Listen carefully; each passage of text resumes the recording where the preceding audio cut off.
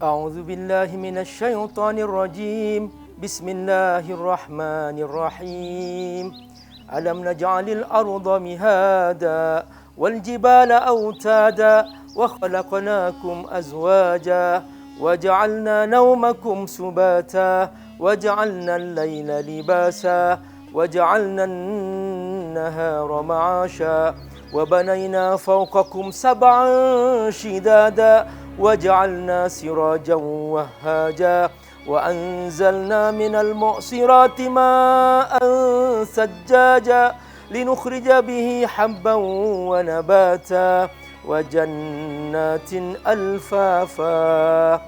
Assalamualaikum warahmatullahi wabarakatuh. Alhamdulillah wassalatu wassalamu ala Rasulillah wa ala alihi wa sahbihi wa mawala. Saudaraku rahimakumullah, kita hidup di alam semesta yang sangat indah, sangat rapi. Allah yang menciptakan semua ini. Allah menciptakan bumi ini sangat rapi. Semua karena karunia-Nya. Allah menyayangi kita. Allah curahkan apa yang kita butuhkan. Kita butuh istirahat, Allah tidurkan kita. Wa ja'alna naumakum subata. Kita butuh bekerja, Allah jadikan siang tempat kita bekerja. Wa ja'alna an-nahara ma'asha. Kita butuh langit, Allah ciptakan langit. Wa banaina fawqakum sab'an shidada. Kita butuh matahari, Allah kirim matahari. Wa ja'alna sirajan wahaja. Kita butuh hujan, Allah turunkan hujan. Wa anzalna minal mu'sirati ma'an sajjaja. Dari hujan tumbuhlah pohon-pohonan. Linukhrija bihi habba wa nabata. Sehingga pohon-pohon itu nampak begitu indahnya, saling menggelayut satu dengan yang lain. Wa jannatin alfafa. Apa ini semua? Bahwa Allah sangat rapi. Saudaraku, hidup ini sangat rapi. Allah tahu bagaimana seharusnya kita menjaga lingkungan. Jangan sampai kita membuat kerusakan di muka bumi. Karenanya Allah turunkan panduan. Panduan berupa Al-Quran. Dalam Al-Quran ada halal, ada haram. Ini baik, ini buruk. Ini kerjakan, ini jangan. Untuk memahami semua ini, Allah pilih di antara manusia sebagai Rasulnya. Makanya Allah utus Rasul-Rasul. Allah utus Nabi-Nabi sepanjang sejarah manusia. Supaya manusia tidak membuat kerusakan di muka bumi. Supaya manusia konsisten ikut Allah Subhanahu wa ta'ala. Begitu manusia pertama Allah turunkan, maka ternyata itulah Nabi Adam alaihissalam. Itulah yang menjadi Nabi dan Rasul sekaligus. Dia membawa panduan. Lalu Nabi Adam membimbing anak-anaknya, keturunan-keturunannya, supaya mereka ikut sesuai dengan panduan Allah Subhanahu wa ta'ala. Mengapa? Karena setiap hidup manusia tanpa panduan dari Allah pasti akan membuat kerusakan di muka bumi. Karenanya setiap ada perkembangan jumlah manusia pada masa itu, Allah utus kepada mereka nabi-nabi, Allah utus kepada mereka rasul-rasul, sehingga jumlah nabi dan rasul begitu banyak. Ketika Nabi malam itu di Isra Mi'rajkan oleh Allah Subhanahu wa ta'ala di Masjidil Aqsa, di situ Nabi bertemu dengan seluruh nabi, seluruh rasul yang Allah utus. Ada 124.000 nabi dan 300 rasul berkumpul di Masjid Aqsa. Masjid Aqsa yang sekarang sedang dijajah oleh kaum Yahudi. Ya Allah, mudah-mudahan Allah, ya Rabb, kami mohon kepadamu agar engkau membebaskan Masjid Aqsa dari penjajahan kaum Yahudi. Ya Rahman ya Rahim. Perhatikan saudaraku rahimakumullah, betapa kita semua sangat membutuhkan aturan hidup. Jangan sampai kita menjadi orang yang ternyata kita lalai.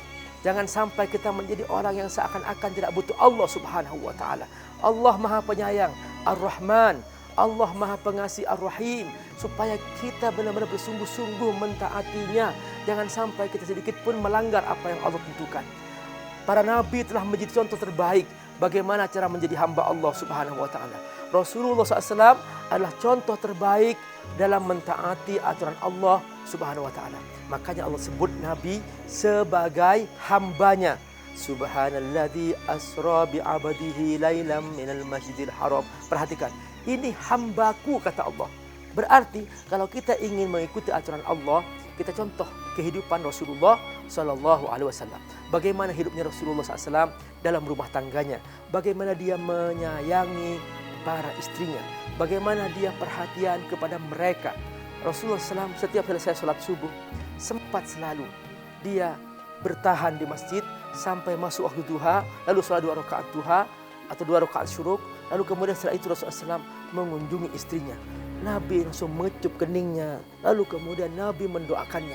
Seperti itu hidup Nabi, Masya Allah. Keluarganya indah sekali. Tidak ada yang merasa kehilangan. Sesibuk seperti Nabi. Bayangkan coba, siapa di antara kita yang lebih sibuk daripada Nabi? Tidak ada. Kita mengaku sibuk. Sibuk apa kita? Mungkin sibuk urusan dunia. Nabi sibuk urusan Allah Subhanahu wa Ta'ala, membawa risalah.